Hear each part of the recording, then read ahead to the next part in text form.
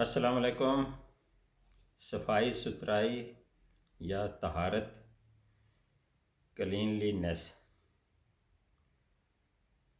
اللہ سبحانہ تعالیٰ 7-8 قسم کے لوگوں کو دوست رکھتے ہیں، ان سے محبت کرتے ہیں۔ قرآن پاک میں ارشاد باری تعالیٰ ہے، ان اللہ یحب المحسنین، اللہ سبحانہ تعالیٰ محسنین کو دوست رکھتے ہیں۔ ان اللہ یحب المقسطین، اللہ سبحانہ تعالیٰ انصاف کرنے والوں کو دوست رکھتے ہیں۔ ان اللہ یحب المتقین، اللہ سبحانہ تعالیٰ پرہیزگاروں سے محبت کرتے ہیں۔ ان اللہ یحب المتوکلین، اللہ سبحانہ تعالیٰ توکل کرنے والوں کو دوست رکھتے ہیں۔ ان اللہ یحب الصابرین، بے شک اللہ سبحانہ تعالیٰ صبر کرنے والوں کو دوست رکھتے ہیں۔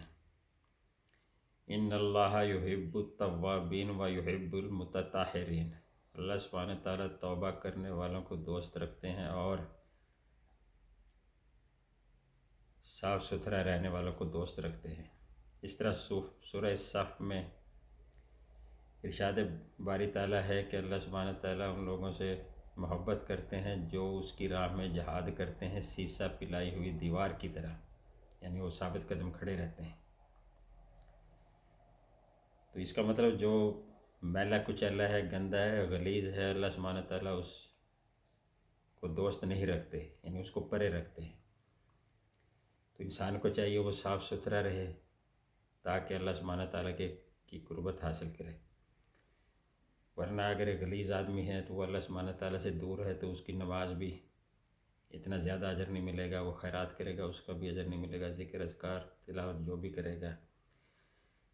تو آدمی کو چاہیے وہ صاف ستھرا رہے، روزانہ 5 دفعہ مسواک کرے، باوضو رہے، کم از کم 1 دفعہ غسل کرے، ناخن کاٹے، بال داڑھی مونچھ ہر چیز تراش خراش ٹھیک ہو، خوشبو لگائے، تو مومن کا یہ لازمی ہے تاکہ اللہ سبحانہ تعالیٰ کی قدرت اسے حاصل رہے۔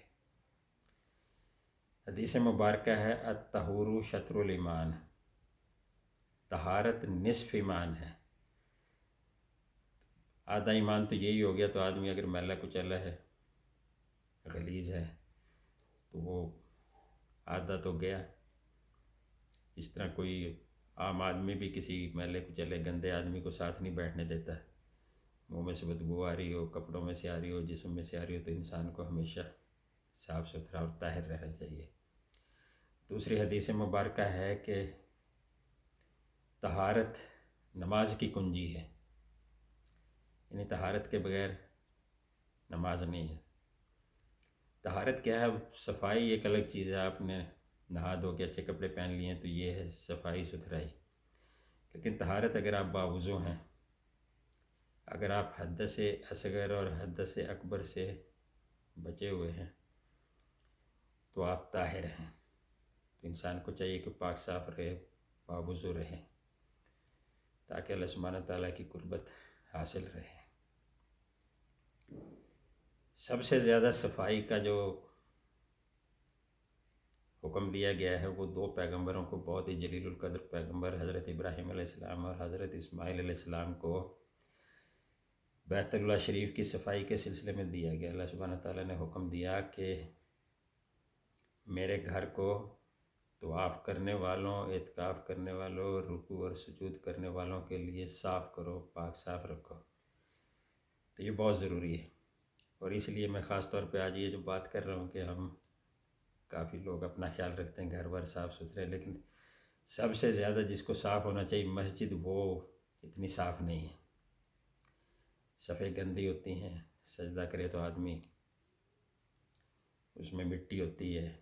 اس طرح واش روم تو بالکل ہی جو ہے نا جس کو صاف ہونا چاہیے، جہاں سے مسلمان طہارت حاصل کرتے ہیں، تو پنجاب میں ہر مسجد میں تقریباً نہانے کا انتظام بھی ہوتا ہے، وضو کا بھی، لیکن وہ انتہائی گندے ہوتے ہیں، صفائی نہیں ہوتی۔ تو مولوی حضرات کو چاہیے کہ ان کو صاف ستھرا رکھیں، بالکل جو ہے نا آدمی جائے تو دل خوش ہو۔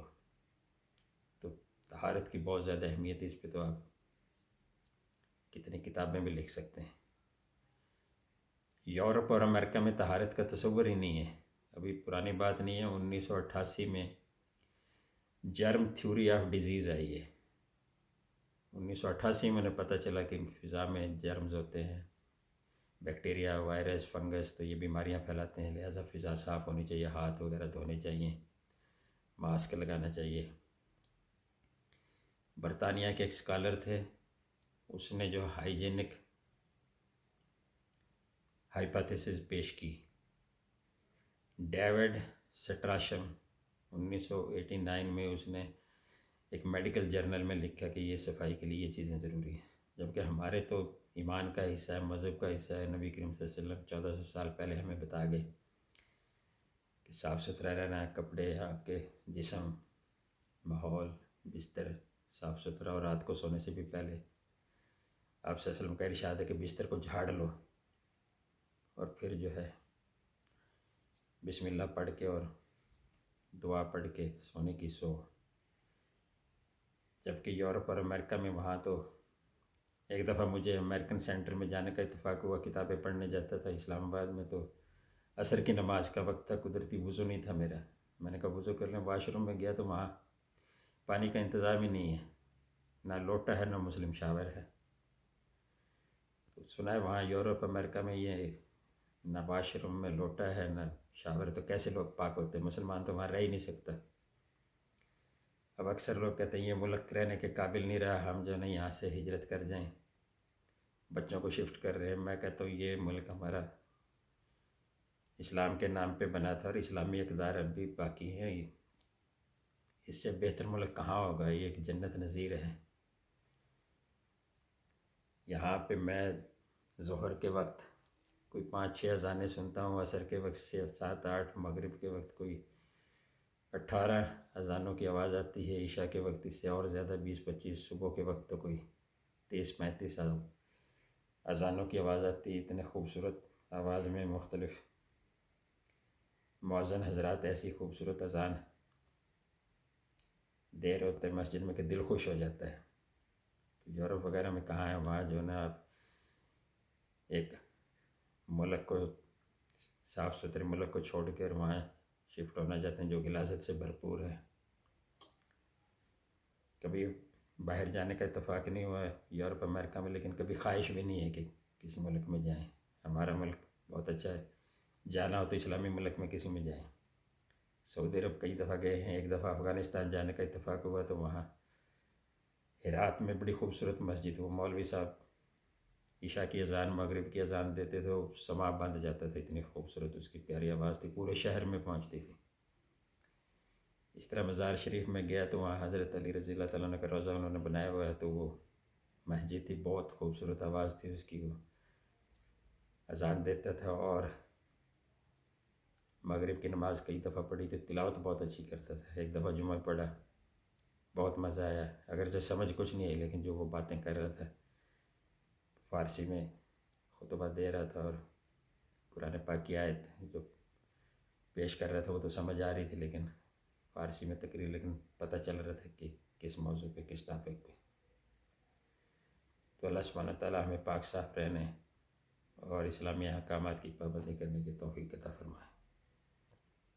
وآخر دعواہم ان الحمد للہ رب العالمین۔